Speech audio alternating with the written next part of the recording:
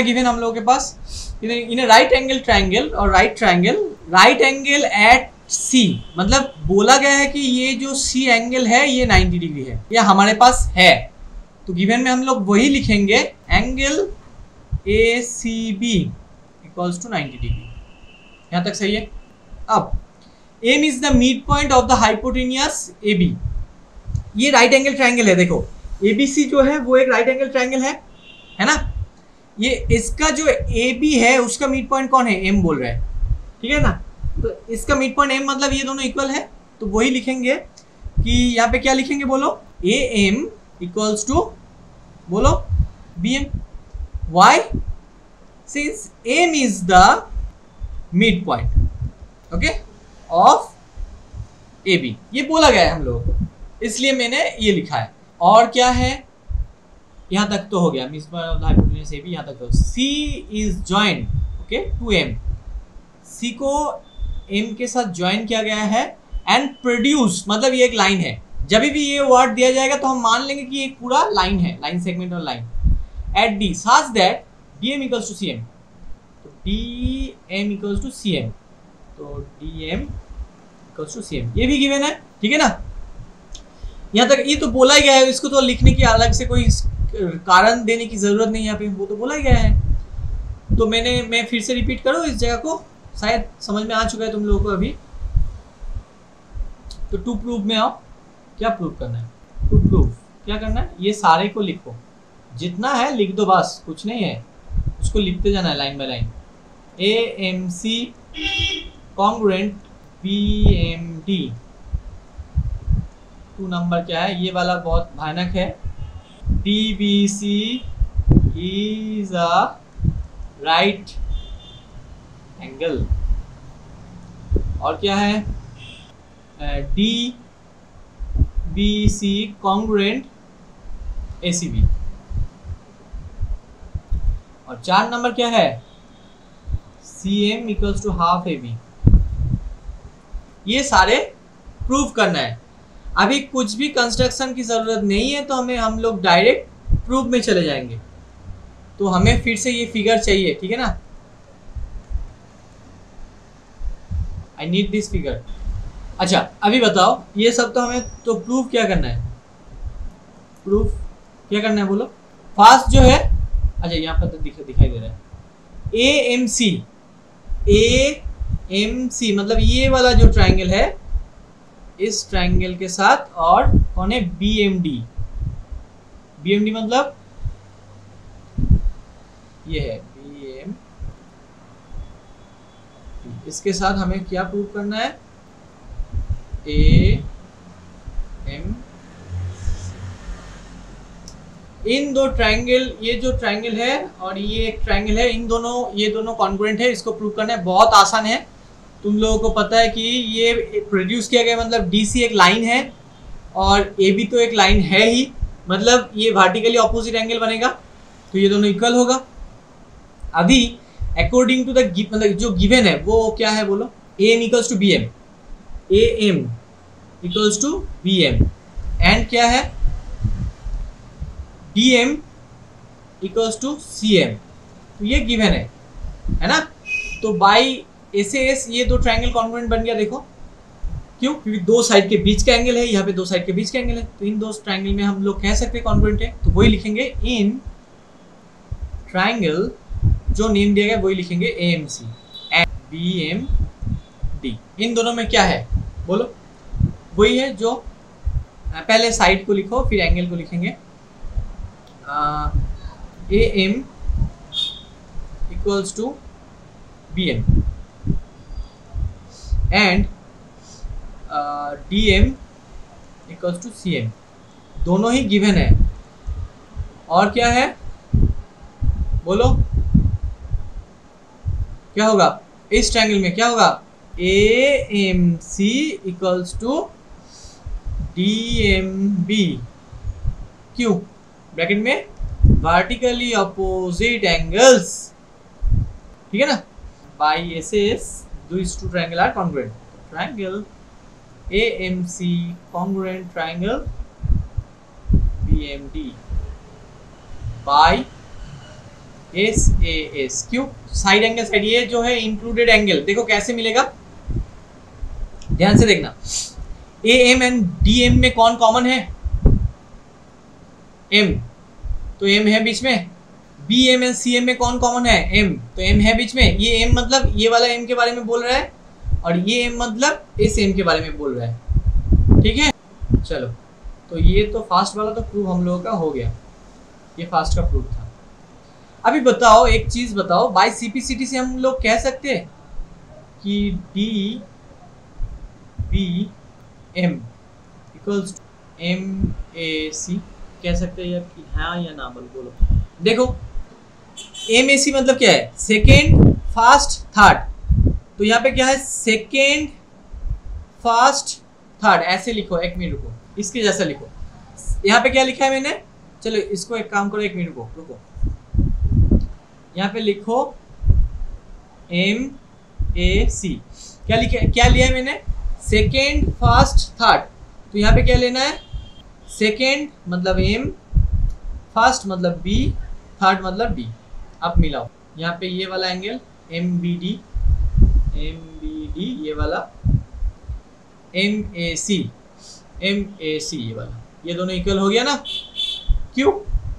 C P C T C by C P C T C, okay. और एक चीज बाद में काम आएगा, वो पहले ही लिख के रखता हूं हम लोग, क्या है? तो ए सी फास्ट एंड लास्ट है ना, यहाँ पे कौन है फर्स्ट एंड लास्ट? तो ए सी एंड बी डी भी होगा, ये बाद में काम आएगा, ठीक है।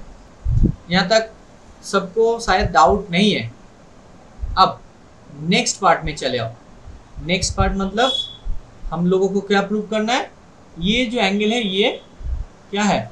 राइट एंगल है। अब एक बात बताओ, एम ए सी, इसको हम और एक तरीके से लिख सकते हैं ना? एम के बदले में हम लोग लिखे, एक बात बताओ, ध्यान से सुनो, यहाँ पे एम ए सी, इसके बदले में हम लिख सकते हैं बी ए सी, एक ही तो मीनिंग है, तो वही लिखेंगे। एम ए सी के बदले में लिखेंगे B A C equals to M B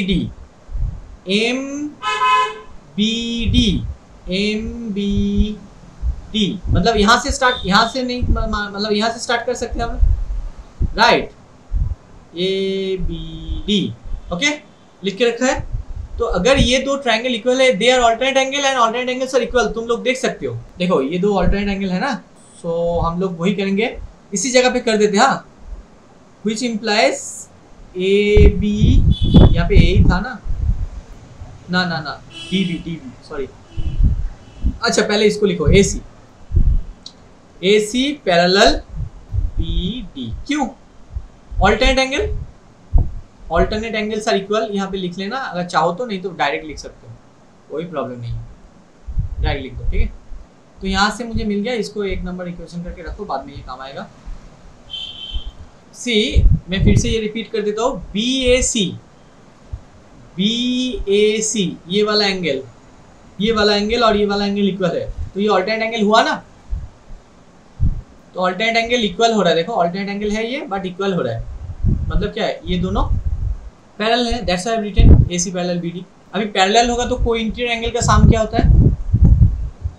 180 degree होगा। Now AC and BD parallel है ना, तो इन दोनों का साम कितना होगा बताओ? 180 डिग्री, और इसका तो वैल्यू गिवन है 90 डिग्री, परपेंडिकुलर है, तो इसका क्या होगा? सो देयरफॉर व्हिच इंप्लाइज, यहाँ पे कर दो, मतलब मैं ना यहाँ से इसको लिखने वाला हूँ, ये बाद में भी लिख लेना। तो क्या होगा, यहाँ से 2 नंबर का जो प्रूफ है वो करता हूँ। चलो क्या मिला मुझे? Since AC parallel BD, therefore angle DBC plus angle ACB equals to 180 degree. Co-interior angles, और बस इतना लिख के छोड़ दो, क्योंकि तुम्हें पता है को इंटीरियर एंगल का साम जो होता है 180 होता है। अभी इसका तो वैल्यू 90 डिग्री बोला गया है, DBC plus 90 degree equals to 180 degree. तो बताओ DBC क्या होगा? DBC इक्वल्स टू 180 माइनस 90, हाँ राइट, 90 डिग्री। तो DBC 90 डिग्री मतलब क्या है? DBC is a right angle. Okay, देखो अभी जो लास्ट है सी इज राइट, लास्ट में क्या है, जो देखो मैंने यहाँ पे मार्क करके रखा है, ये वाला एक ट्रायंगल और एक ये ट्रायंगल। इन दो ट्रायंगल में अभी अभी पार्ट 2 से हमें क्या मिला है कि इनका जो बीच का एंगल है ये 90 डिग्री था और ये भी 90 डिग्री है। ये 90 डिग्री था, गिवन है, ये गिवन था।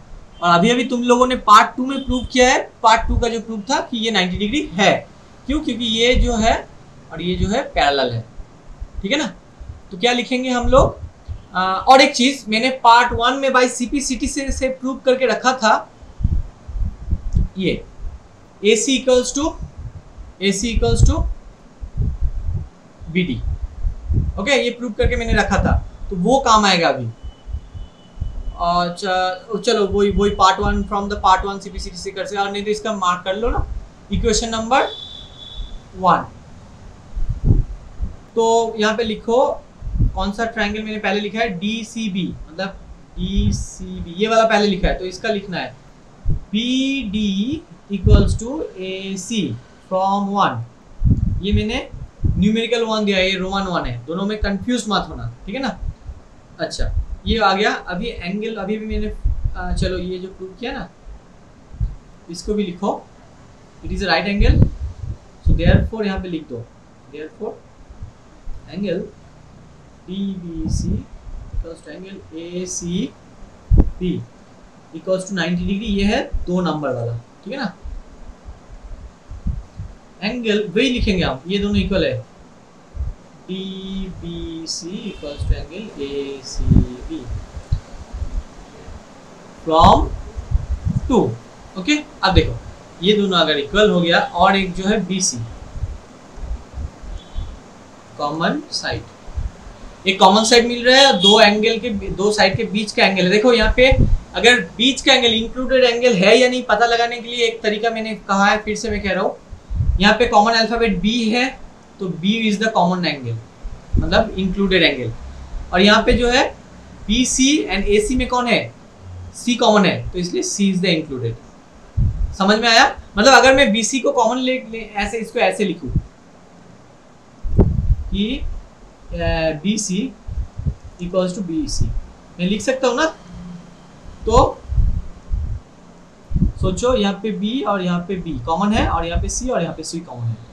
मैं इसको कहने की कोशिश कर रहा हूँ, समझ में आया ना कैसे इंक्लूडेड एंगल फाइंड करना है। तो by S they are congruent, therefore triangle DBC congruent triangle AC by SS। Okay, अब ये अगर कॉन्ग्रुएंट हो गया तो इसका corresponding sides are also equal. अब एक बात बताओ, DBC में कौन है, DC, क्योंकि थर्ड प्रूफ जो है, फोर्थ प्रूफ जो है वो क्या है, हाफ करना है। देखो वो दिखाना है, DC इक्वल्स टू AB जो है वो दिखाना है, मतलब इस प्रूफ को करने के लिए पहले CPCTC से हमें क्या करना है। देखो CM मतलब कौन है, DC का एक पार्ट है ना CM, तो वहां से मुझे आइडिया मिल रहा है। तो DBC में देखो DC लास्ट एंड फास्ट, यहाँ पे कौन होगा,